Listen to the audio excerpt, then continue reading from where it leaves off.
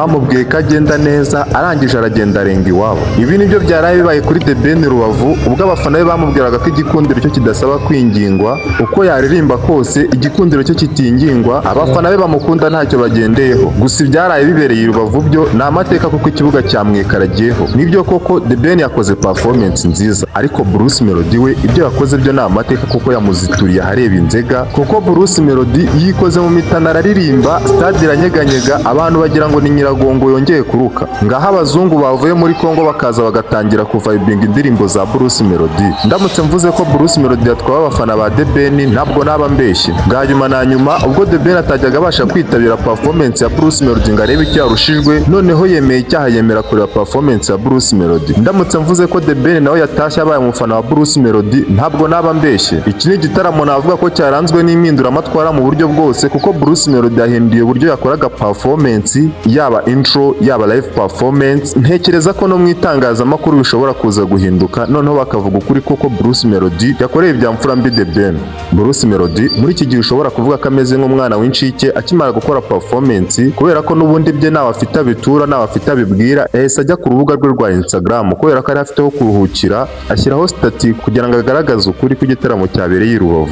Abantu bategereje kuza kureba ngo ese Mugwaneza na Rugwiro noneho bari buze kuvuga iki ku iki gitaramo cyabereye i Rubavu. Nshatse navuga ko bagwiriranye nk'uko bagwiriranye mu bitaramo bindi byagiye bitambuka, gusa n'ubundi Bruce Melody akagaragazwa ko ari wagwiriranye, nyamara ibyo abakoreye ari ibya mfura mbi. Bruce Melody nyuma y'uko igitaramo kirangiye yihorera ajya ku rubuga rwe rwa Instagram, arangije yandikira The Ben aramubwira ati wabibonye ko ndi itangiriro nkaba n'iherezo muri uyu muziki wo mu Rwanda. Sinekereza ko The New Year The Groove igitaramo cyabaye ku itariki ya mbere z'ukwa mbere cyawe ndetse n'iki gitaramo kibereye i Rubavu uzigera ubyibagirwa mu mutwe wawe, bizahora bikugarukamo. Ntekereza ko n'ikindi gitaramo uzategura tukagihuriramo uzaba uri kukigereranya n'iki ngiki ngo ukubitiye inshuro hano i Rubavu. Ubundi ngo burya abaturage b'i Rubavu bajya kumera nk'abaturage b'i Kigali neza neza, kubera ko usanga yaba imyambarire, uburyo bishima, byose bijya gusa neza n'iby'abaturage b'i Kigali. Ngo ubwo rero Bruce Melody kuba yageze i Rubavu agakora performance y'akataraboneka, akabasha gutoraguza amashashi The Ben, nta gitangaza cyari kirimo.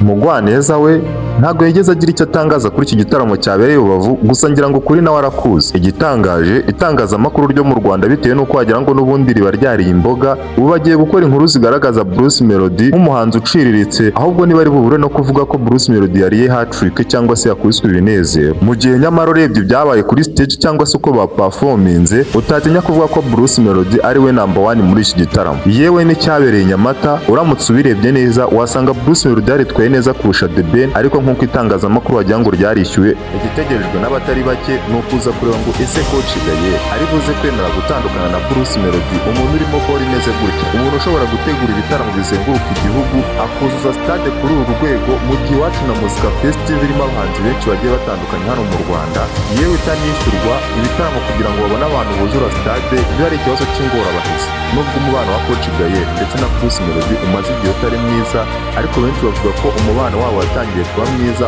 ubwo Bruce Melody yashyiragaho post ameze nk'uri guserereza Coach Gaye. Coach Gaye ntagiye icyo avuga, ahubwo agahita asaba Bruce Melody ko bahurira mu nama rukokoma yari yateguye kugira ngo barebe uburyo ki umubano wa Coach Gaye ndetse na Bruce Melody wakongera gusubira nk'uko wahoze. Benshi bategereje kuza kureba niba uyu munyefaranga warigwije Coach Gaye ari bwemere gutandukana n'umuhanzi wa mbere mu Rwanda Bruce Melody.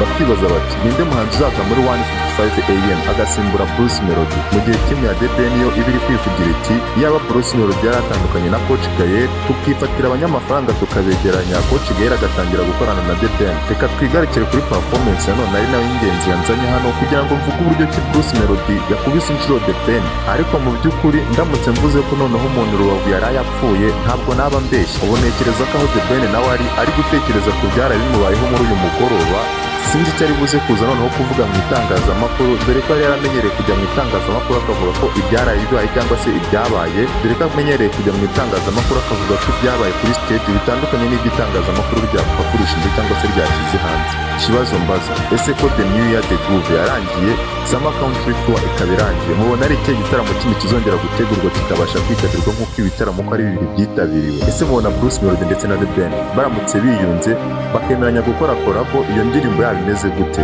Ese mubona ugiye Coach Gaye yaba yemeye gutandukana na Bruce Melody irarembo ya 155 AM? Mwandike ibitekerezo byanyu muri comment, ibyo tubiganireho. Gusa icyo navuga cyo Bruce Melody niwe waraye wegukanye itape ry'i Rubavu Ikindi kandi Bruce Melody yari yigaragaje nk'aho ari we muhanzi wa mbere ugendeye ku byo bagiye bapafominga byose. Ndabashimiye ko mwaneze amatwi, murakoze.